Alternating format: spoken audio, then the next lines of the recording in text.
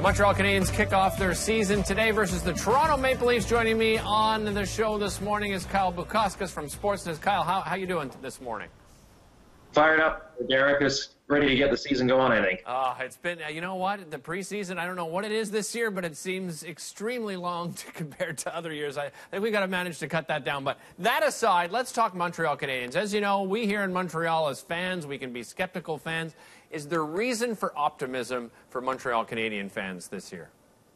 You know, it seemed like a year ago, every player they brought in, everyone who they signed, everyone who they hoped would be somewhat of a player for them, it all went downhill from there. Like everyone who they thought was going to be an impact player wasn't. The injuries piled up. Carey Price had obviously an off year, and it just got right off the rails from the outset, and they never recovered. It seems like there is a much better just overall vibe around the team. Obviously, with Jesperi Kotkaniemi impressing the way he has and surprising the way he has is a big driver behind that. But I think just in general, this is a group that doesn't in any way want to duplicate what happened a year ago, where they look back and felt right from the outset of training camp they weren't ready to go, weren't ready to put in the work, and it showed when the regular season started. They've had much better success so far. Right now, you kind of like the way their forwards are slotted. Obviously, there's still some improvements to be made, and you know, over the years as players develop and more players come up that are in the system right now, it'll only improve from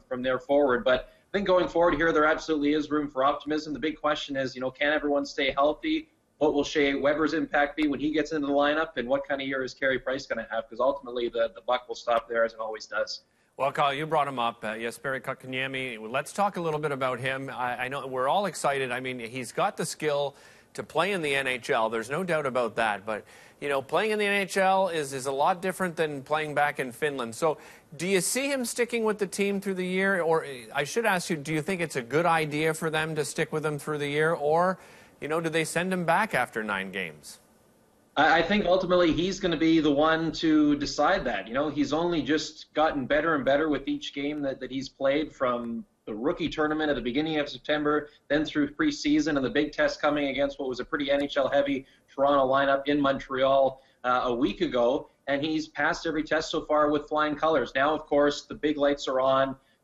Everything is for real now, and it's game 1 of 82. And now, you know, as the NHL regulars were kind of warming up through the preseason, now they shift into 4th and 5th and 6th gears. So how will he handle that? The thing that he's got going for him is he's got terrific hockey sense. His head is always up. He's always looking for the right play, looking where his opponents are on the ice. So as he is a kid that's still developing into his body, still growing into his body, and has, you know, a significant amount of muscle mass that will continue to put on here as he ages as a young player. In the meantime, the good thing is he's got a good head on his shoulders. He's able to maneuver his way around the ice and not get put into vulnerable positions. So that's what he has going for him. But ultimately, once the games start for real here, Derek, we won't know ultimately how long he will last. But the good news is that he's shown through every test so far that he's a player capable of sticking around in the NHL right from the outside, which is not something that I don't think anyone from the fan base to teammates to management saw a couple months ago. Yeah, the audition's gone extremely well. Let's talk about offense, because this team finished near the bottom as far as offense and goals scored last year. Do they have enough firepower for this offense to improve enough to get into the playoffs? And I know obviously goaltending will be a big thing as well, but let's talk about the offense first.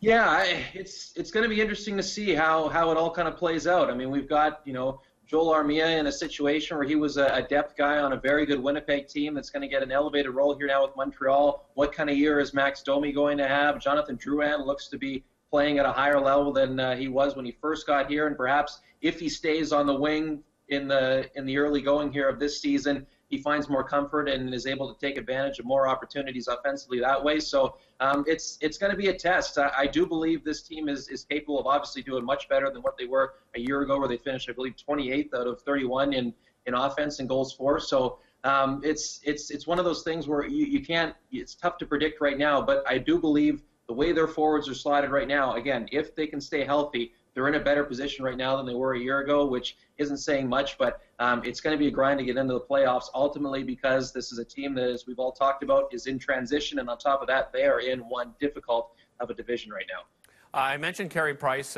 He's obviously got to bounce back. But, before Shea Weber comes in here, Kyle, this is a relatively young defense. And, you're going to see some new faces. Of course, they just made a trade for Brett Kulak, who will start in Laval, but a guy with a lot of experience. Where do you see the defense coming in here? And should we, I don't know. It looks like it's a young defense that hasn't played a lot together. What did you see in the preseason?